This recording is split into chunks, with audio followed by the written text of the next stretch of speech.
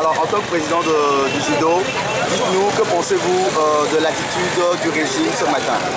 C'est une attitude arbitraire, comme cela est reconnu pour le régime togolais, dans la mesure où on veut neutraliser toutes les forces démocratiques qui peuvent faire avancer la démocratie et l'état de droit au Togo.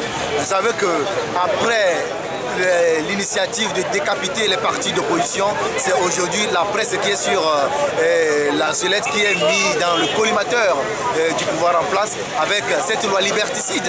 C'est une attitude récidiviste dans la mesure où en 2009, ils ont tenté d'introduire cette loi, mais la vigilance et la mobilisation des organisations de presse a empêché ces prédateurs de la presse de pouvoir atteindre l'objectif. Maintenant, depuis l'arrivée d'un certain nombre de personnes autour de Fort Gnassingbé, il réengage cette ambition totalement liberticide, cette ambition qui est destinée à neutraliser, à museler et à rendre silencieuse la presse au Togo. Voilà un peu dans quel contexte nous sommes et nous ne nous laisserons pas faire du tout. Nous allons mener les actions, nous allons mettre la pression, nous allons solliciter l'intervention des institutions nationales et internationales pour que la loi organique puisse refléter le rôle et la responsabilité de la haute autorité de l'audiovisuel et de la communication. Alors au jour d'aujourd'hui, à qui doit-on donner ou bien attribuer cette faute? Est-ce au régime ou bien à la HAC? Ah ben, c'est le pouvoir en place, puisque la HAC est inféodée au pouvoir. La HAC, dans sa composition actuelle même, ne reflète pas la légitimité de sa loi organique en son article 1er. L'article 1er de la loi organique de la HAC dispose que la HAC est une institution autonome et indépendante de tout pouvoir de pression. Le président de la HAC, M. Bokutozou, est d'ores et déjà le membre, un cadre du parti au pouvoir, ce qui viole déjà la loi. D'autres membres de la HAC se réclament de certains partis politiques, ce qui fait que cette composition a déjà faussé au démarrage. Donc la HAC est déjà illégitime et ne peut en aucun cas s'engager dans une certaine responsabilité envers les médias. C'est pourquoi nous, au niveau de judo, nous proclamons déjà cette illégitimité et demandons aux journalistes de boycotter purement et simplement toutes les activités de la HAC. Et puis cela va aller loin.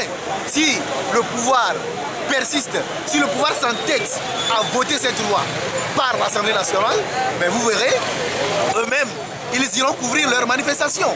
On n'ira à aucune manifestation du gouvernement, on ne couvrira aucune manifestation des responsables du gouvernement, de la HAC et tout ça là. Et ils seront là devant leurs responsabilités à faire leurs activités. Et la pression sera intense pour qu'on puisse obtenir la liberté de presse. Merci. Merci.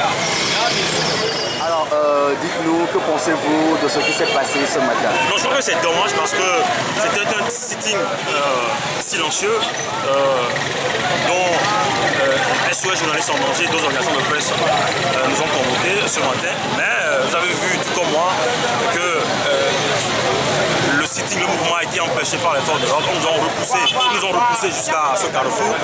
Donc la manifestation ce matin n'a pas eu lieu. Mais il y aura d'autres actions, selon les organisations de presse, à mener dans les prochains jours pour pouvoir combattre ce projet de loi qui tend véritablement à museler la presse privée, surtout celle qui n'est pas alignée à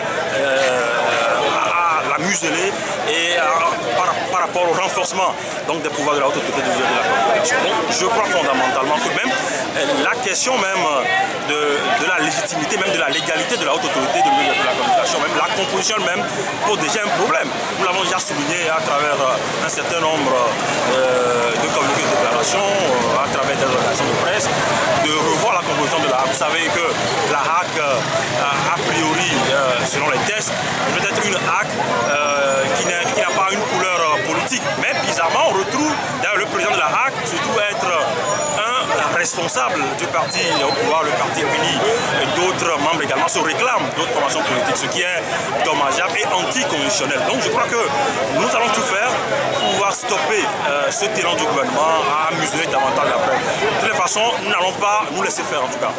À qui doit-on attribuer ce coup de force? Au régime, RPT, UNIR ou bien à la HAC?